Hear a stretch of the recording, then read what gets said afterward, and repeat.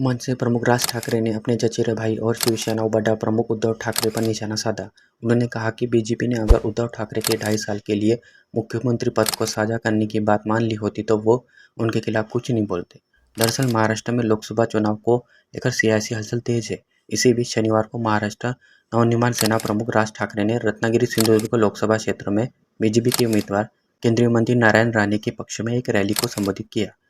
उस रैली में मनसे चीफ ने आगे कहा, मैं सीधा चलने वाला इंसान हूँ। अगर मैं किसी बात को सहमत हूँ तो मैं सहमत हूँ, यदि मैं नहीं मानूंगा तो अंत तक नहीं मानूंगा। मैं 2019 के विधानसभा चुनाव में सार्वजनिक रूप से मोदी का विरोध किया था। कुछ बातों पर आज भी सहमत नहीं हूँ।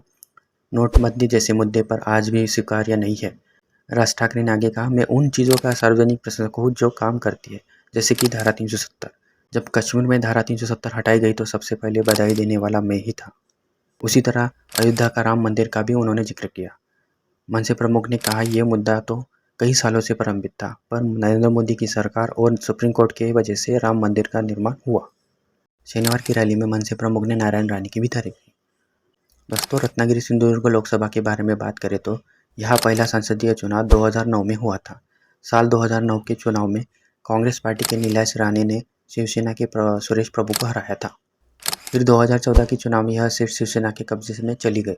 यहाँ से शिवसेना प्रत्याशी विनायक राउत ने कांग्रेस के नीलेश राणे को हराया था। साल 2019 के चुनाव में भी शिवसेना के विनायक राउत का जलवा कायम रहा। इस बार भी उन्होंने यह सीट जीती। 2019 में उनके ओपोजिशन में नीलेश नारायण राणे थे। इस बार शिवसेना के दो गठ हैं, एक है एकनाथ शिंदे की शिवसेना और दूसरे है ठाकरे गट की शिवसेना।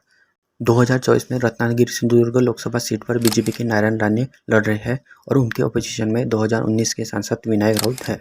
उद्धव ठाकरे और बीजेपी के अलग होने के बाद यह उनका पहला लोकसभा चुनाव है। देखते रत्नागिरी सिंधुदुर्ग लोकसभा इस बार किसके खाते में जाती है।